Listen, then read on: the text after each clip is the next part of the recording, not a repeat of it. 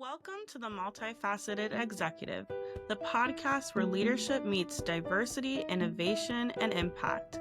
We go beyond boardrooms and titles to bring you powerful stories and insights from executives of all backgrounds.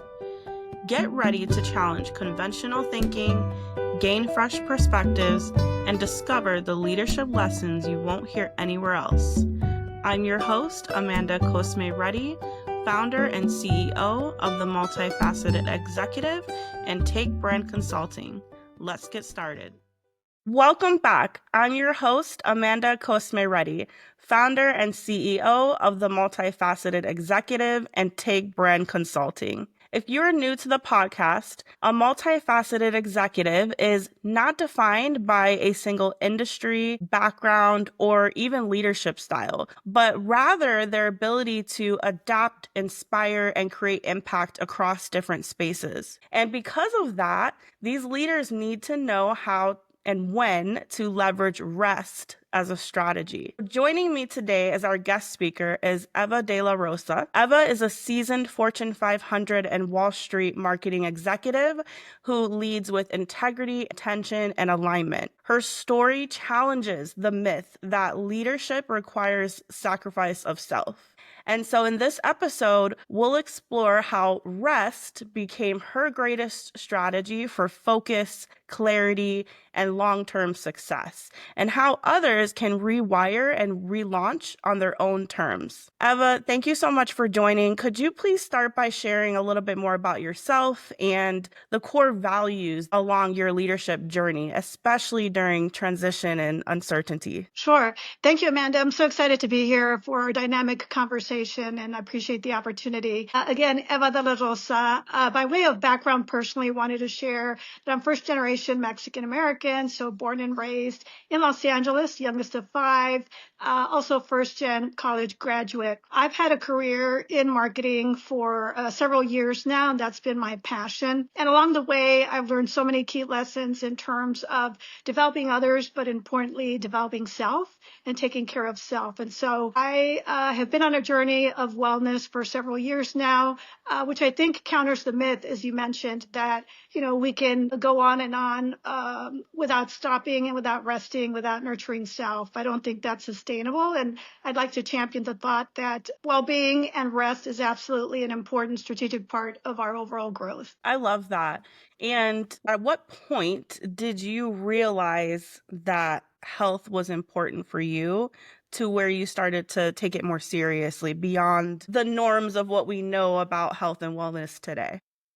Absolutely. So, I think being first gen has meant for me that I've worked long and hard for many, many years, right? Just to be able to advance my career, my education. But the reality is that formula of go, go, go, work, work, work is simply not sustainable. And importantly, it doesn't demonstrate compassion for oneself. So I distinctly remember, working in New York, long hours, as we often do in New York, clocking 60 to 70 hours a week for over a year, which was clearly not sustainable. And I think my mind and my spirit was telling me something has to change, Eva, because this is not it. So I started to navigate resources for meditation, actually, to really manage my central nervous system, to bring clarity and purpose to my thinking, and again, to have compassion for self. And it really changed the trajectory of my view on self-care, wellness, and how that could actually lead to more productivity and being present for myself and for my teams as a business leader. That's so important. And I'm curious, on that journey with you, did you inspire other executives? And did you have conversations with other executives that were maybe in or outside of your circle around the importance of rest and health and wellness? Absolutely. I think role modeling is really key as a business leader in a variety of fronts, not just in terms of developing strategies, but in how we care for others in their totality, right? In the end, we're human beings, not just working bodies. And so as I became more in tune with my own needs, elevated my education on wellness and health and what worked for me, I was fairly open in sharing that with my teams and my peers and other executives. And I think humanizing the need for wellness and that it's okay to talk about this because interestingly enough, the research and statistics show that it actually leads to more productivity if that is is a goal, right? We are centered, we are focused, we are clear, and therefore we can be more productive. I've also, made a linkage between employee satisfaction and wellness. When we lead by example, we're giving our teams the permission to also take care of self. And I have seen the direct correlation between that and employee retention and growth. So for me, it's been very rewarding to be transparent and to also put myself in a vulnerable situation where I have decided to champion wellness. I don't think productivity and wellness are mutually exclusive. In fact, I think there's a direct correlation and they coexist very well. Yeah, I would have to agree. From even my own personal experience, even going back to what you mentioned around it being healthy for the employees, when I was working full time, there were times where I definitely didn't feel like my wellness was being accounted for. Sometimes I felt like the practices that were put in place, for example, we'll do a yoga session. Okay, but yoga is not my thing. Right. So there wasn't a diverse opportunity of different wellness activities. And so I think it's important to also understand what do your employees feel wellness is for them? What does that look like? And how can you then either offer those type of opportunities or partner with organizations or allow resources for those type of things? But outside of the more standard, like I said, yoga classes or, maybe gym membership benefits, different things like that, I think it was more focused on the physical aspect and less of the mental aspect, right? So that definitely hurt my productivity and my growth as a leader too. And now that I'm in a position where I'm really focused more on my entrepreneurship, I make my own schedule and it's amazing because I have that flexibility to go take a walk, to read a book, doing things that are in line with what I feel like I need for my own mental and physical health. But have you noticed any areas where like organizations went wrong in terms of trying to provide wellness and mental health resources? Yeah, you make some really great points, Amanda, just in terms of wellness might take a different angle for all of us, right? So for me, to an extent, it's physical fitness. So for example, practicing yoga, meditation, weightlifting, eating clean, but there's so many different ways for us to take care of self. And so, to your point, and speaking of reading, and you made that point earlier, I started a book club, and the idea was, interestingly enough, to take us away from talking about work constantly. And it brings the teams together. It allows our minds to wander, which when we take a look at the neuroscience research, it says that that's actually very key for calming our central nervous system. I surveyed the team to see what they wanted to do to relax, to create a sense of belonging, to create a sense of well-being. And a book club is what came to the top. And so just executing on what the feedback is versus assuming what might be good for me is not necessarily what others prefer. So I think while well-intentioned, to your point, having,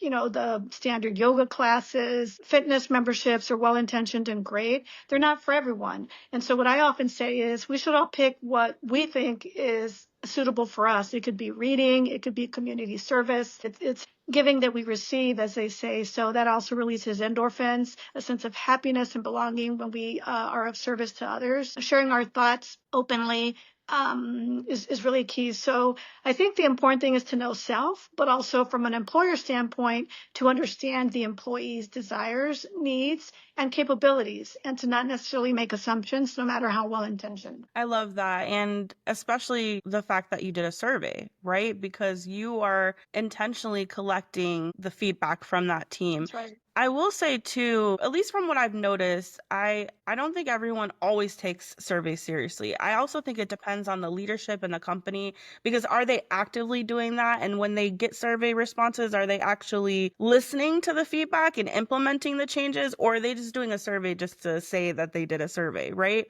So I'm sure you may have run into that. Do you think that executives take care of their wellness differently than maybe their direct reports? Right. That's a great question. And I think in general, there's an opportunity for all of us at any level, so to speak, to take care of self. But I think at the executive level, it can get increasingly lonely because you're responsible for broader teams as you ascend your career. You're expected to be able to handle just about anything that comes your way.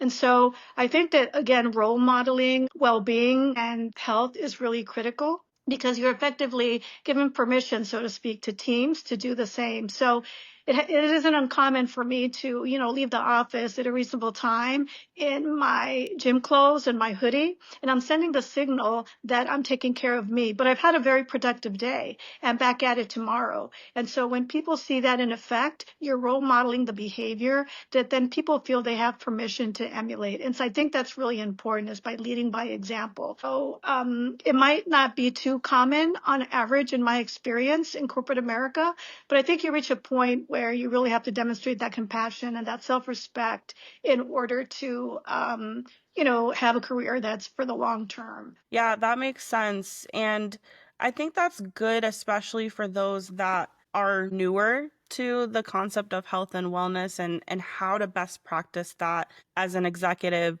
What about when it's too late? So, what would you say to a high performing executive who's quietly burning out and it's influencing their ability to make strategic decisions or decisions that need to be timely? Maybe it's to the point where they're ready to leave the organization. So, what would you say to them when they're at that level and it's kind of past the point of, well, here are some tips and tricks for you? Hopefully everyone for themselves recognizes that it's not too late to take care of self. However, I understand that for some people, they're so far down the path that they need help, right? So I think there's an issue of accountability as well, not just to self, but to teams, and ensuring that we have proper balance within ourselves, because we are being held accountable and trusted to make major decisions that impact not just the business, but really the lives of employees by extension. And so I think having those moments of reflection that, while first and foremost we should take care of self, we do have an obligation and are entrusted to take care of others. And again, demonstrating compassion and reinforcing, I'm a believer that it's never too late to get help, or to really surround yourself with the tools and the resources based on what needs to, turn things around. So I'm a perpetual optimist. I think that there's something for everyone. For some people, it could be advising, therapy, consultative work. For other people, it's getting a nutritionist. I think finding that balance and being honest with self is really where it starts. So hoping that there's always, positivity towards the end of someone's career, so to speak, and that there's always an opportunity to turn things around. Thanks for sharing. I appreciate that because I know there's executives out there right now that are quietly burning out.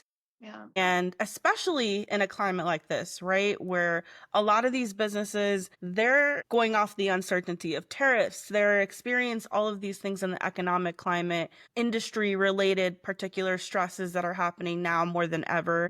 I'm sure you would agree, but any kind of ambiguity or uncertainty really heightens that stress. And when there's a lot of it going on, it can become overwhelming. So you caught on to it throughout your executive career, and I want to shift the conversation to your leadership journey and your leadership style.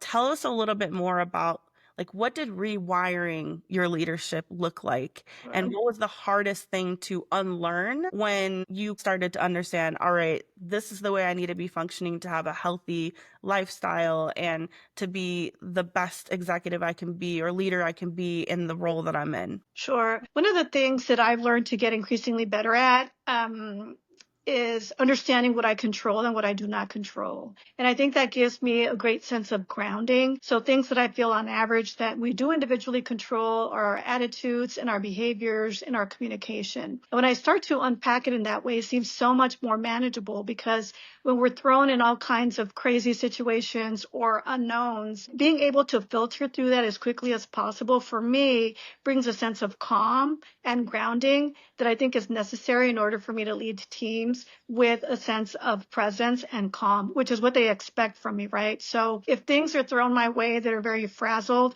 I choose to not behave in a frazzled way. And that takes mental coaching. And I've been deliberate about that. And it's made a tremendous change. And I would call it a game changer. And I would really encourage people to frame their thinking in that way. What do you control directly and what do you not control? And that lessens a sense of worry and stress.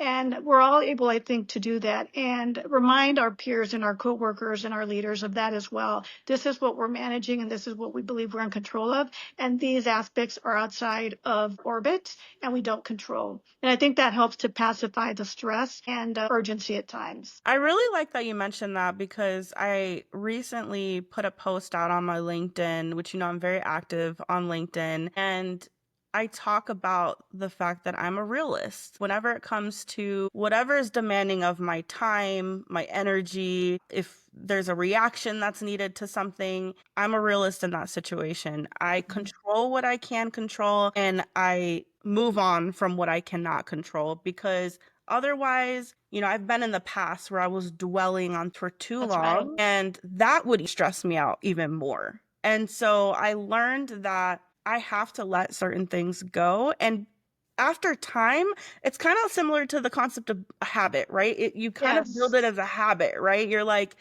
okay, now it's easier for me to move past something that really isn't deserving of my Definitely. time or stress. And so that has been really helpful for me because I am an entrepreneur and I am a nonprofit executive and I'm a public speaker. Outside of that, I have a whole life at home, right? I'm a mom.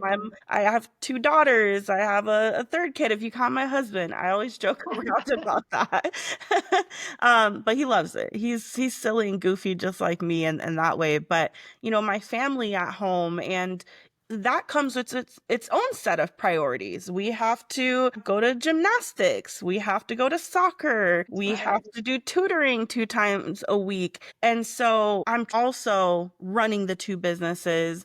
And when you're getting started, it's game on. You're kind of running at a million miles per hour because there's a lot of things that you have to do on your own to kind of get things started. And then with the nonprofit, as an EVP, I have about 10 directors that report into me, and they all have their own things going on. And so I get asked quite often, like, how do you make time for all of this, Amanda? How is this possible? And it's because I am that realist. I'm going to be very strategic with my time, my energy, and controlling what I can and cannot about a situation. Can you relate, thinking back to some examples in your own career? Absolutely. I can definitely relate to, being responsible for so much, right? Both in terms of our personal lives, our families, career, volunteer work, board service, you name it. I think over time, being increasingly discerning about what we really value and how to prioritize that.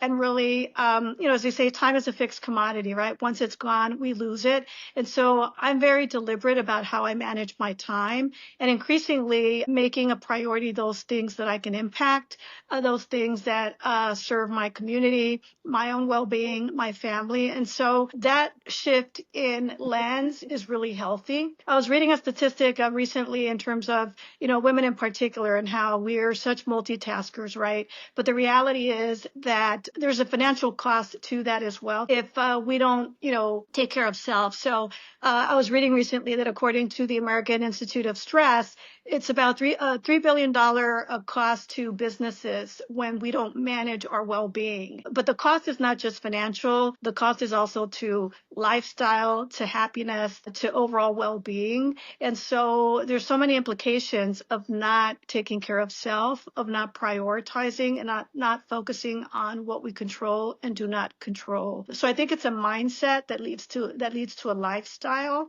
And to your point, these habits are healthy. And so practicing them and not feeling guilty about it is really, really important. And the great thing is that you start to lead by example and it inspires others to do the same. So there's a compound effect. It takes courage to rest. It takes courage to take care of self, and it takes courage to role model. But I think it's definitely worth it when you take a look at the ROI on that. Yeah. When I think of rest, I think of let me take a nap, let me sit down on the chair, maybe watch some TV. But I'm curious if you see more of a broader perspective of what rest can look like for somebody. I think time management is an example, right? Some of us have meetings back to back, literally without any minutes for a break of any time. That's just not sustainable in the least, right? We can't think about what we just covered in all these meetings. We can't process, let alone make, strategic recommendations. And so something as seemingly basic as staggering your schedule so that you have enough breaks,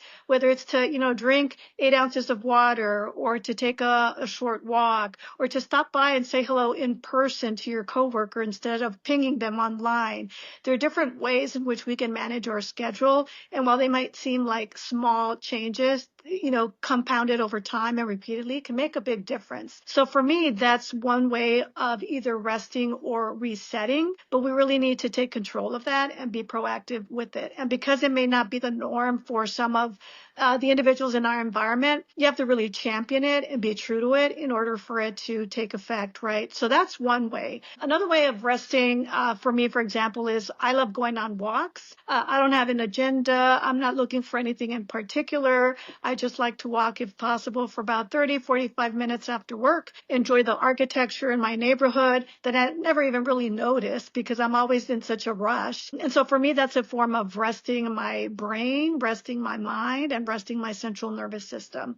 For other people, it could be naps. I typically don't nap in part because I actually meditate, and that also helps me feel like I'm resetting my brain and my mind and creating neuroplasticity, which is rewiring the brain on behaviors, which I think is really important. The beauty of all this is that we all have a choice, right? We can choose how we rest and reset, but the important thing is that we do it, and we do it with some frequency and consistency. Thank you so much for expanding on that because I honestly didn't even think about like time management being a factor here in rest. And that's going back to the theme of our episode, right? Is rest as a strategy. I'm glad you were able to encourage people to think outside of what a typical example of rest looks like for them. I agree with you, especially on the time management aspect, because time management, I feel like, gets a bad rap, similar to balancing work life. You've probably heard people say, it's not possible, you can't balance it all. In reality, you technically can, but you can do it when you leverage it as a strategy in this case. Right. So I love that you pointed that out. I'm also thinking about the generational changes that have happened, right? Like baby boomer generation, it was work, work, work. And it got even worse when technology came into the picture. And we're seeing it even more now that we have access to technology to do Zoom calls and Google Meets. And there's more ways to connect with people outside of you got to come into the office and go into this meeting. So do you think the generational aspect and the digital transformation that has happened has worsened the opportunity for executives to get the rest that they need? I mean, I would assume that on some level, all the technology that keeps being developed and all the innovation would lead to efficiencies. But I think it's individual choice and behavior to a large extent, in the sense that how we leverage that technology and for what purpose is really important, right? We live in a society where working hard all the time is viewed as a premium. And I would hope that with all the technological advancements, it creates efficiencies so that we can actually find that balance. It's similar to you, and others I've read so many stats, for example, that Gen Z, and I applaud them for this, that as a generation, they're really asking for more of that balance because they see the repercussions of all the technology because that's all they've known, right, in their generation. And so I think listening to those voices as they continue to enter the workforce is really important. And it's really going to shift, I hope, how we view productivity, and that working insane hours at all times every day is really not logical from my perspective. I mean, having done that for many years myself, I know that there are other alternatives and I can be just as productive, if not more, and it's a game changer. But again, it's probably not yet the majority point of view, and it's going to take more championing really across generations, not just Gen Z. Yeah. Well, and I think we still have a pretty diverse mix of executives right now, whether it's corporate America, entrepreneurship, in terms of the generational aspect. We need to improve on the racial aspect, but that's another conversation. But from the generational aspect, we are starting to see younger executives get into the C-suite, but we still have older generations that are in the C-suite. I've also heard a lot, and this actually came up on the last episode I did with Allison, where we talked around how millennials may get this rap of being entitled. We were talking about it, which is really how fast they want to grow. And one of the things that they value, of course, is the mental health aspect and is that ability to have a productive work and lifestyle. And so I think that it's challenging right now because they have critiques that are coming from older generations on you're entitled. What do you think about that concept of entitlement for these generations? The baby boomers and beyond, like, they're wise, of course. Like, they have their own struggles, they've gone through their own challenges, but what would be your take on that? You know, one of the things that I try my best to do as a strong advocate for diversity and inclusion is to genuinely, as best as I can, put myself in the shoes of, for example, Gen Z or millennials, right? Why do they think the way they do? You know, what are some of their assumptions, and really keeping in mind that it's different times. The way that I grew up and the way that I poured myself into work was because it was a sign of the time and what I knew to do best. It doesn't necessarily make it right, but that's what worked for me up to a point, right?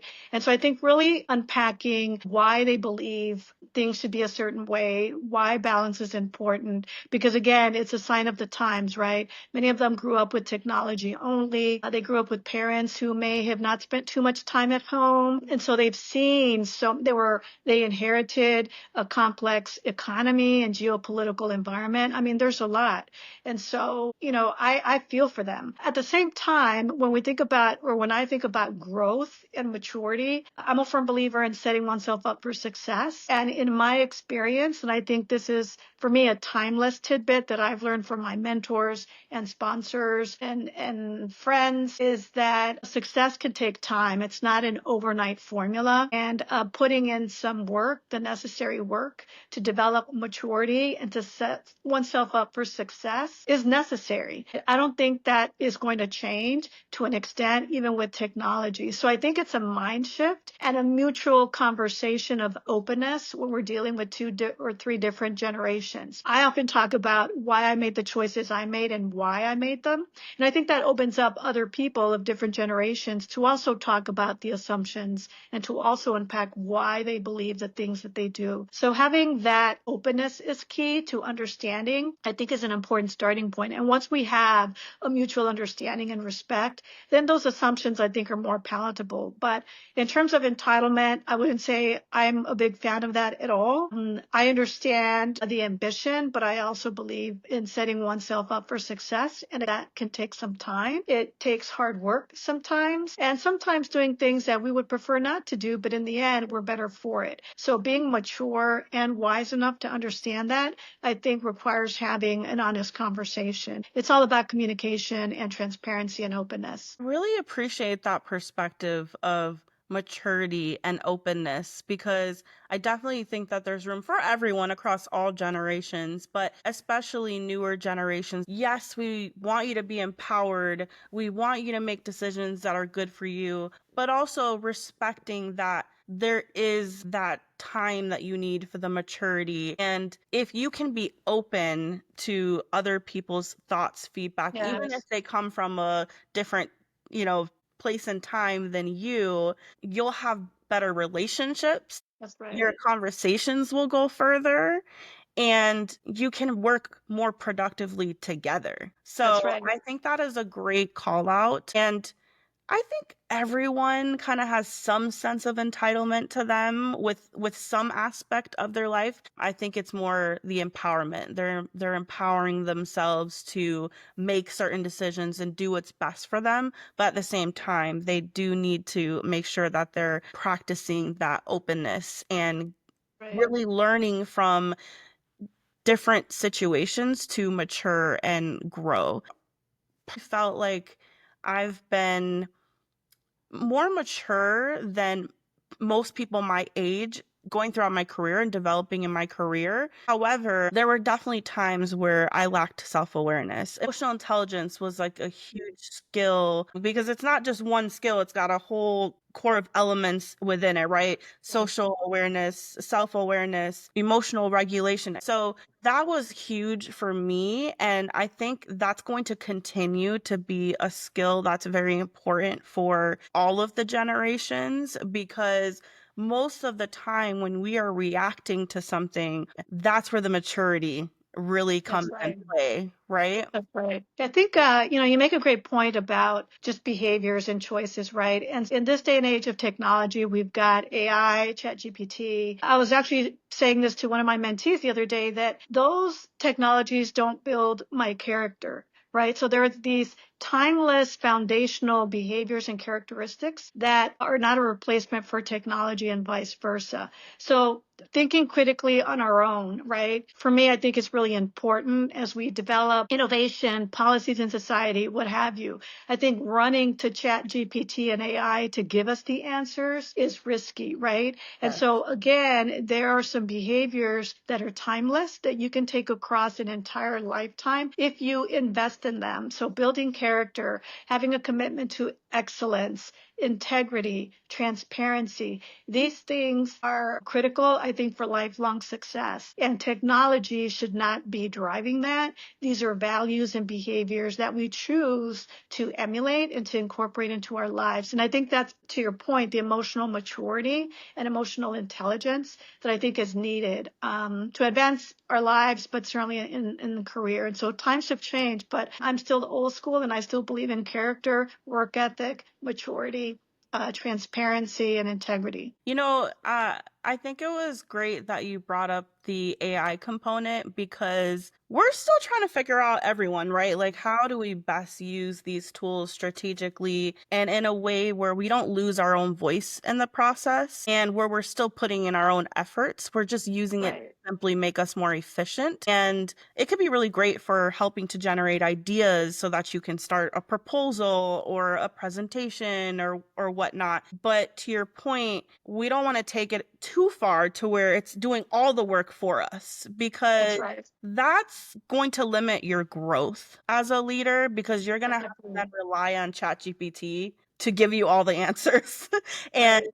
and you're not going to be able to acquire and adopt your own critical thinking skills. And so that's really important. Also, when we go back to organizations and how they can better support their employees. A lot of employees are using ChatGPT and these other AI tools, and they want these AI tools so that they can focus on other things that maybe AI doesn't necessarily help with. And so, would you say that these tools can kind of somewhat be a detriment to the employees if they have too much on their plate and they're resulting to AI to really pick up any slack along the way? I think so, definitely. As with anything in life, in moderation, right? And so technology will help us up to a point. And again, we make a choice in terms of how excessively or not we use that technology to enable us. But when we start to use it as a replacement for our own critical thinking and also where it detracts from our own emotional regulation and emotional intelligence,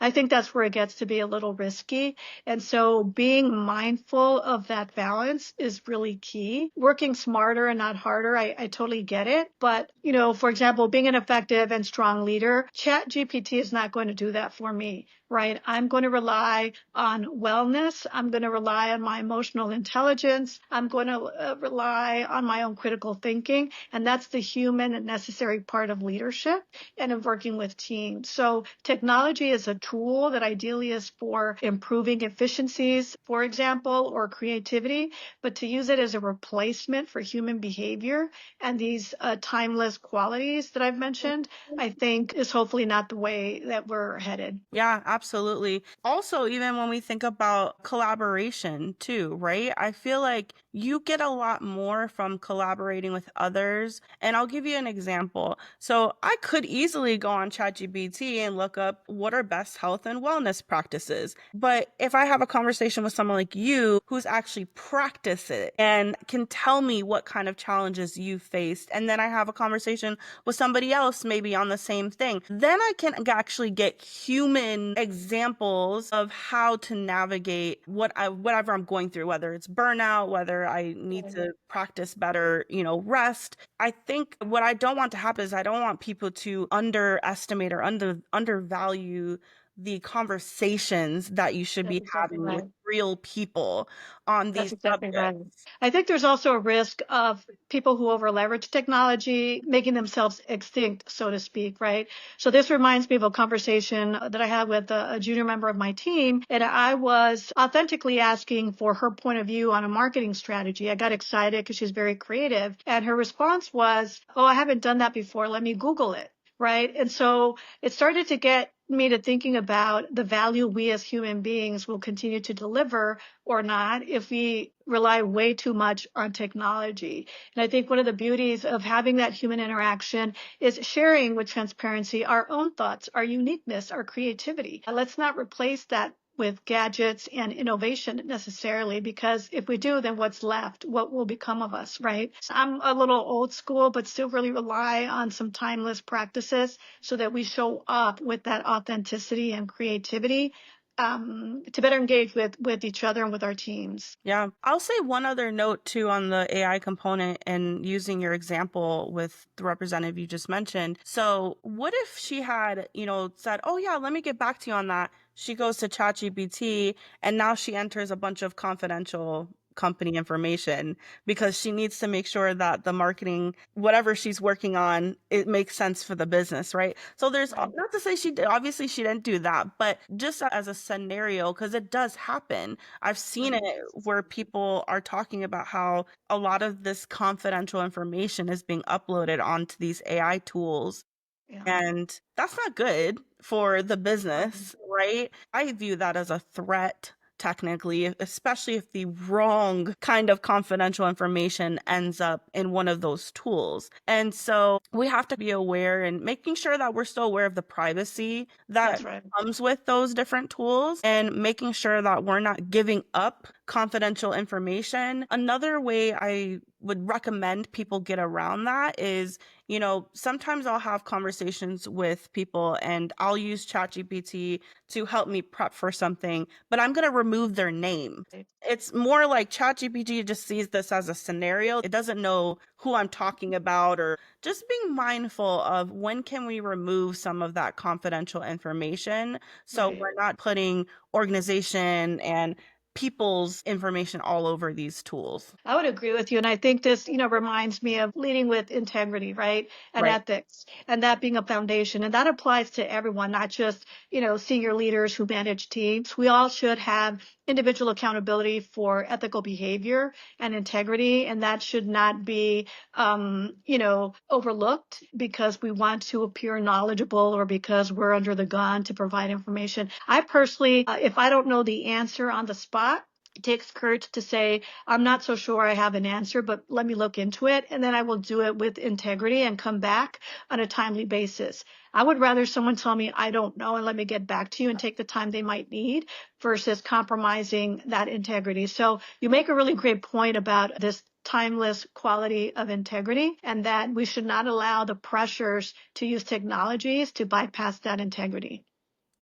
Yes, technology is amazing, comes with a lot of complexities. Let's shift from the technology and AI piece to the human element. So there's another aspect of rest that I want to talk through with you. And that's the relationships, the people that we have relationships with, whether they're our family, friends, colleagues. There's, from my experience, an importance around who you have around you and who you engage with. My core values are my core values, and they apply whether you're my family member, my friend, my colleague. There's certain things that I will not tolerate for my own mental health. I think it's important to set boundaries with people that you interact with. And then even when it comes to work, being aware of like, what are our norms?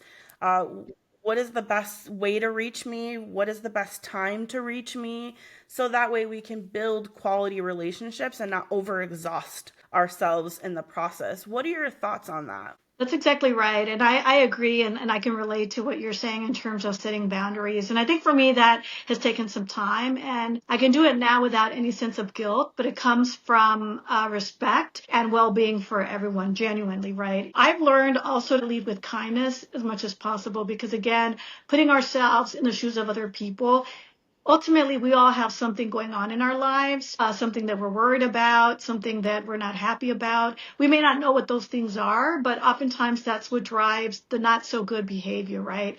Yep, agreed. And I also see this in the networking space too. I think people have a misconception around networking as you have to go to an event and you have to meet all these random people and you have to take their contact Have a information. drink. And yeah, exactly. But I actually approach it a different way. Usually I will look to see if there's some kind of attendee list. Yeah. Usually if you go to like a conference or some type of networking event like that, they'll let you know like who the speakers are, who the attendees are.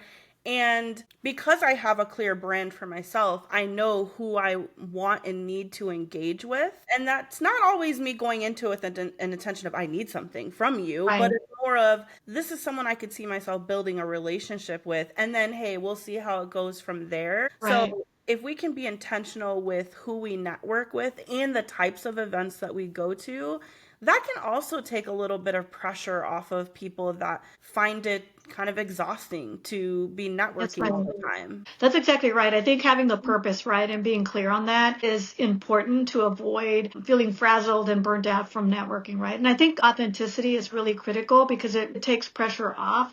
Similar to you, I like to see who is going to be speaking, who the attendees are. And I'm really big when it comes to networking on giving probably more than I get back, but that's just what brings me joy. I like to make authentic connections. We may not be the best of friends, but we had an authentic, really great connection. And it feels good to be able to reach out to that person for anything. It could be something simple, right? And when you have that mutuality, it's really rewarding. So I think having a different perspective on networking is something that has taken me time. And it's something that I actually enjoy much more now because I feel I'm more authentic and deliberate about it. And also building a sense of community for oneself, for life, right? Just surrounding yourself with really great, amazing people from all walks of life is a really rewarding feeling as well. Yeah, I love that. I don't know about you, but I've seen those like digital business cards, and I'm a fan of a digital business card. It's cool and all, but what I've noticed is we'll like tap our phones together, or someone will give me their digital business card, and like all their contact information comes in my phone. And I'm looking at my phone one day, and I'm like, who are these random people and phone numbers? And it's almost like I forgot I even met that Yeah. person. I like to use LinkedIn because it has where you can hit in the search bar and you can scan the QR code and we can connect on LinkedIn. Now I can see a face to the name. I can actually engage and follow your journey and your content. And that helps me build a relationship with you, even if we haven't quite gotten to the point where we're texting or calling each That's right. other. And so I think also finding the right technology for you. If you are more of a person that is, I'm going to call people, I'm going to text people, then digital business card probably works really well for you. If you're like me and you're more actively on social media like LinkedIn and Instagram, then that's a better place to connect with me versus just having your name and phone number in my phone. And you make a really great point, Amanda, about we all like to communicate in slightly different ways, right? So for me, I love texting. I don't bombard people, but it's like a one-on-one time with people. And I really enjoy that. And it could be something brief, or if I could get someone's number on the fly while we're both there, I'll say, hey, here, I'm going to text you my number. And then they text me their number back. Those seemingly small connections can make a big difference. And for me, that's very memorable. Sometimes for me with social media, there's just so much traffic that I'm probably going to be one of many people and vice versa. So the net here is just finding what mode of communication inspires us the most and being clear on that, but also understanding what mode of communication others prefer as well, and being, aware of that, I think is really key. I love that. Thank you so much for all the insights you've shared. And we've touched on so much, but just kind of bringing it all together with the theme of our conversation on rest being a strategy and rewiring and relaunching the best version of ourselves that we can be with that strategy in mind. Is there any key takeaway that you want to make sure our audience leaves with today? Sure. I think three things. One is rest is defined by everyone differently. So identify what that means for you. It's actually necessary, and it's a strategy as well for ongoing growth in our personal and professional lives. The ROI on that is incredible.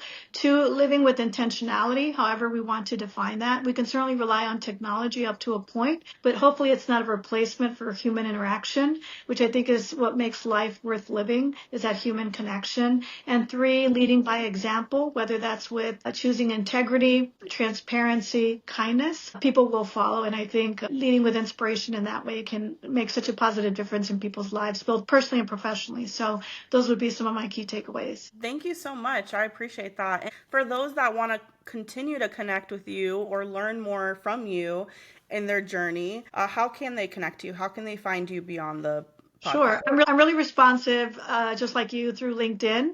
So would love to hear from anyone or advance our conversation. I'm passionate about the topics we just talked about. And I'm really transparent about my contact information. So if after LinkedIn there's an opportunity or an interest to connect directly, happy to do so by phone or Zoom, whatever works for everyone. Love it. All right. Well, you know where to connect with Eva from here. And 2 weeks from now, I'll interview our next guest speaker. So subscribe to our YouTube channel and follow us on LinkedIn for more details. Eva, thank you again so much for your time today. It's been a pleasure. We've unpacked so much.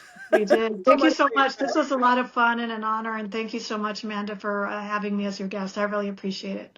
Absolutely, my pleasure. And for our audience, thank you again for joining us as well. I appreciate you listening to the Multifaceted Executive podcast, where each episode reminds us that leadership looks different from every seat at the table.